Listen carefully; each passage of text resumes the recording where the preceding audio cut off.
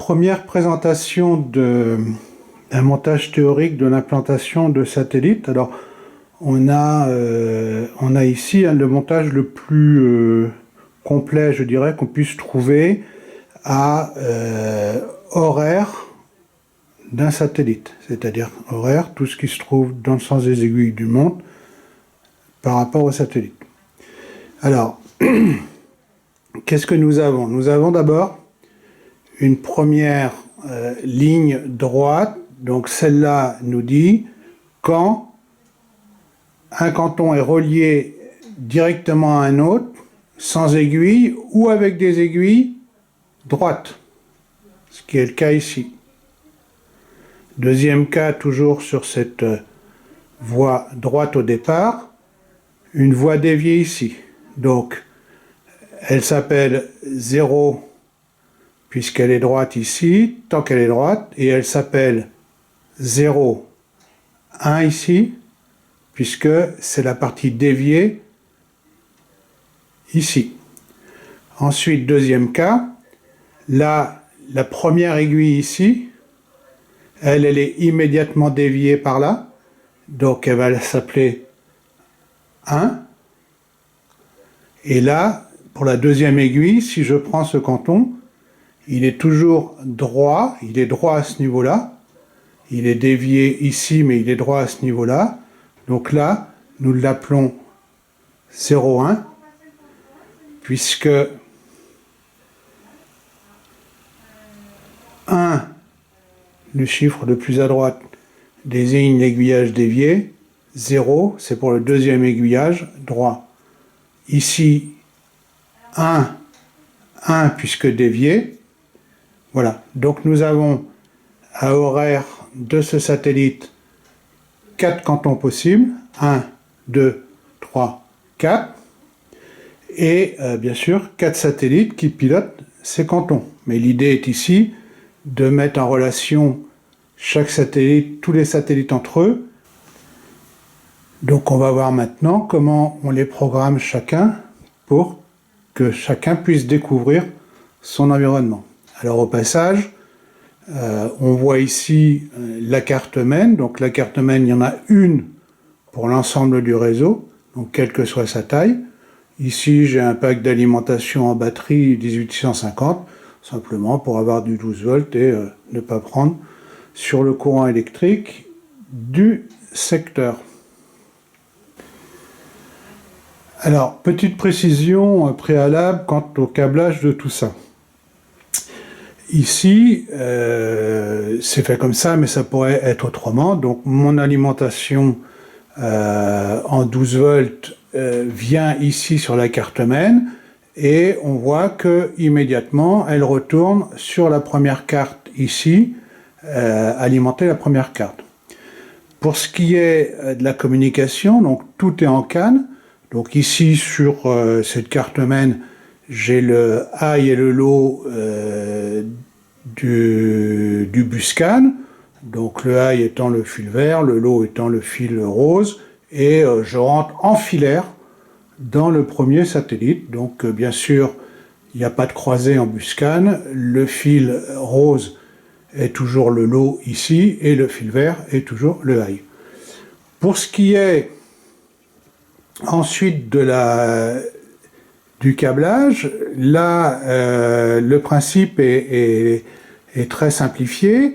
On a un seul câble RJ45 qui relie chacun des satellites. Donc le câble jaune ici relie un premier satellite là, puis on voit le câble violet là relie au deuxième satellite, puis le câble rouge ici relie à celui-là, enfin pas tout à fait d'ailleurs, relie à celui-là, puis on ressort là, puis on va là, et puis pour l'instant on est stoppé ici.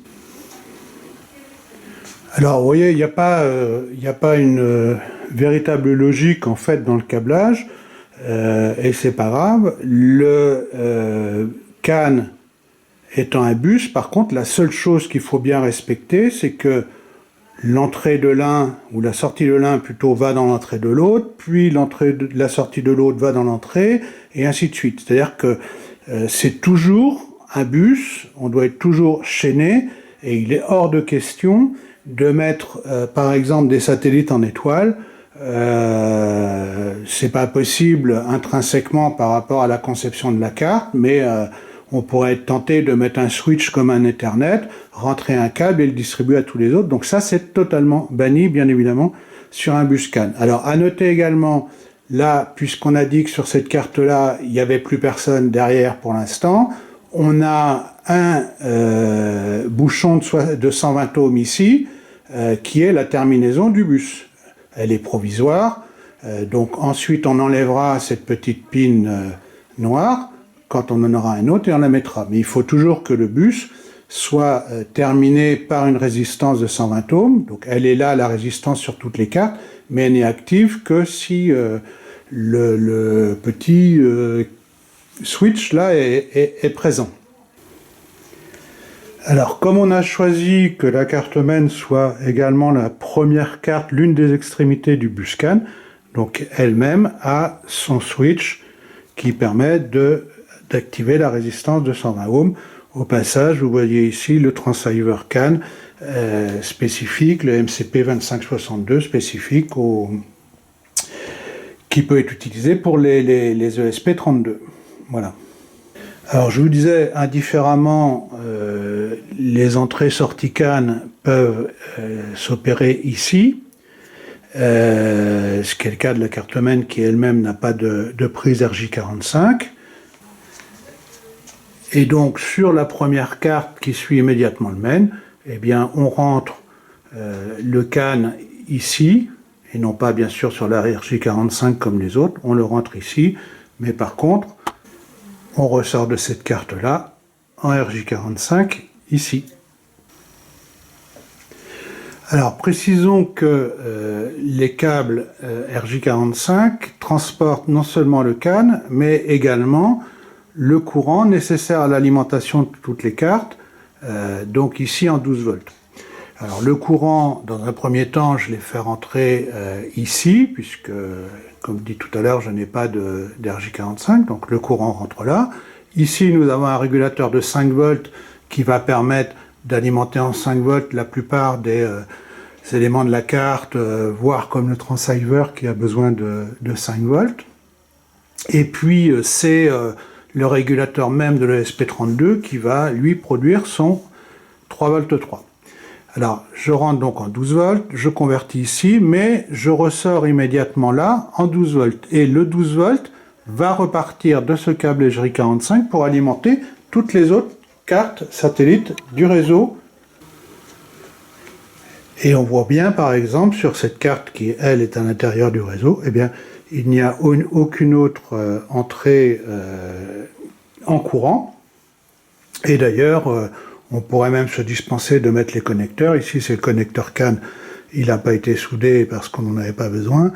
Celui-là a été soudé, mais ici, il n'est pas branché. Alors, pourquoi, malgré tout, des départs ici? Parce que toutes les cartes sont faites sur le même modèle.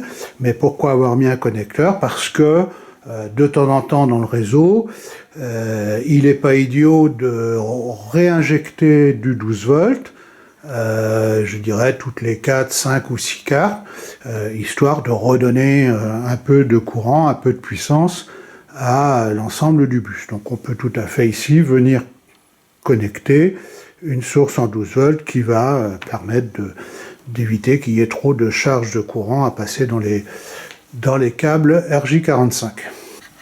Alors, le processus de découverte, qui est sans doute l'élément le plus innovant et ce pourquoi cette vidéo est faite, en fait, le processus de découverte, il se résume pratiquement sur chaque carte à ce que l'on peut voir ici, c'est-à-dire un bouton poussoir ici avec SAT+, dessus, qui est pour l'identifier, un autre bouton poussoir SAT-, et ici un switch, donc 1, 2 et on.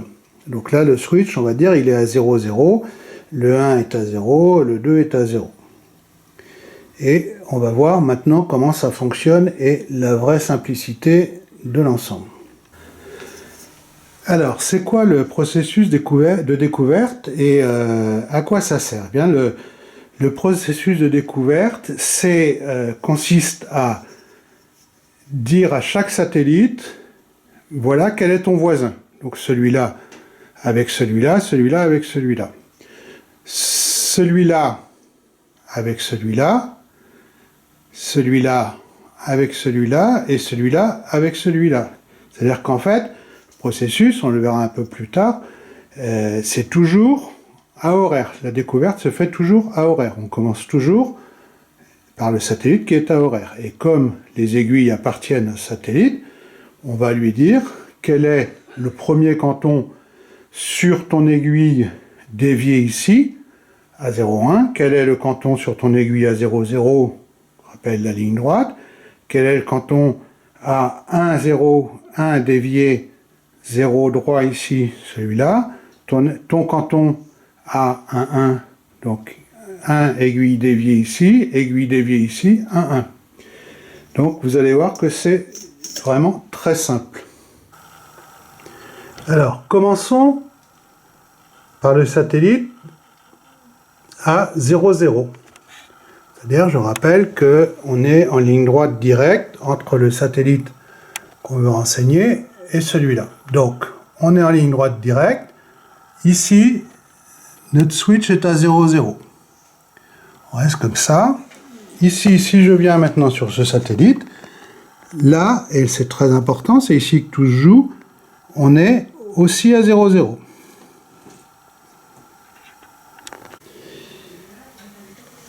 Alors, comment on va opérer maintenant pour que ce satellite S0, le satellite initial, puisse découvrir le premier satellite, le premier canton, qui est à horaire, et ici, on rappelle qu'il s'agit du canton qui est accessible quand la voie est droite ou quand toutes les aiguilles sont droites. Donc, ici, pour identifier le 0,0, on aura mis le switch sur 0,0. Ici, le switch est également sur 0,0 parce que nous n'avons aucune aiguille, pour l'instant tout au moins, reliée à pointe à ce satellite et qui serait effectivement reliée ou à talon, ou enfin talon dévié ou talon droit à celui-là. Il n'y a pas d'aiguille. Donc, du fait qu'il n'y a pas d'aiguille, on laisse ici à 0,0. Alors, le processus de découverte, il est très simple. Celui-là est considéré comme le satellite moins par rapport à celui-là, qui est considéré comme le satellite plus à horaire et le moins à horaire. Donc, j'appuie tout d'abord sur le bouton poussoir moins, la LED clignote, j'appuie ici sur le bouton poussoir plus, la LED clignotait, elle est arrêtée, ça veut dire que l'un et l'autre, la LED reste allumée tant que vous avez les doigts appuyés, ça veut dire que les deux satellites se sont reconnus, on va voir ça tout à l'heure.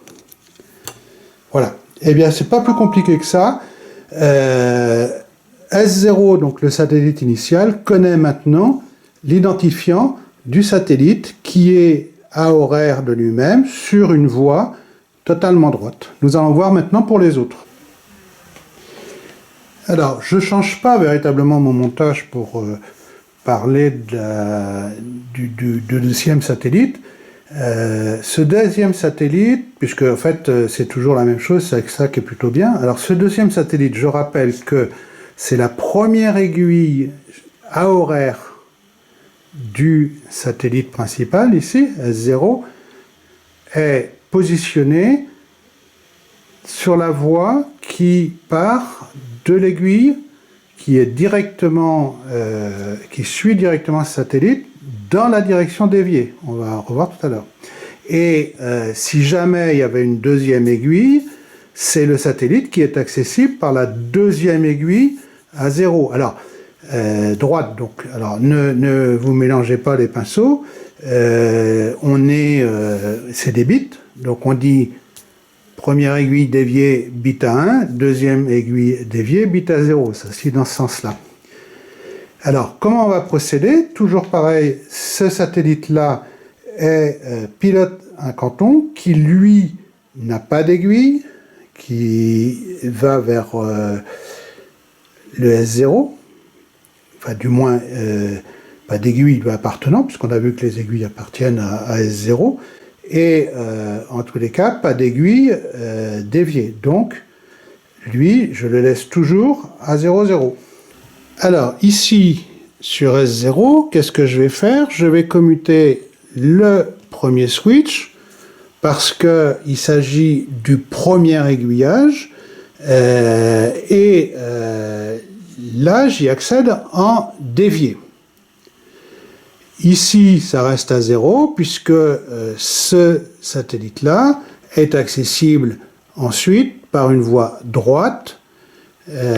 Donc voilà, ici j'ai expliqué pourquoi on ne change pas. Il n'y a pas d'aiguille reliée à pointe ici, il ne pilote pas une aiguille reliée à pointe, donc on reste comme ça. Donc même principe pour la découverte, j'appuie sur S0 ici, ça clignote, j'appuie sur S+, ici, ça clignote, très court, puisqu'ils viennent de se découvrir mutuellement. Donc je viens d'indiquer à S0 que le satellite accessible par la première aiguille déviée est celui qui porte cet identifiant-là. On va voir tout à l'heure à l'écran.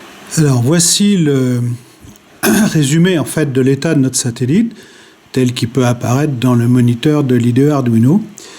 Alors nous avons, voyons ici son NID qui est 37, qui lui a été attribué automatiquement, je le rappelle, par le satellite MEN à la connexion, à la première connexion. Et nous voyons ici, donc en P00, node P, pour node périphérique, 00, que ce satellite-là porte lead 35.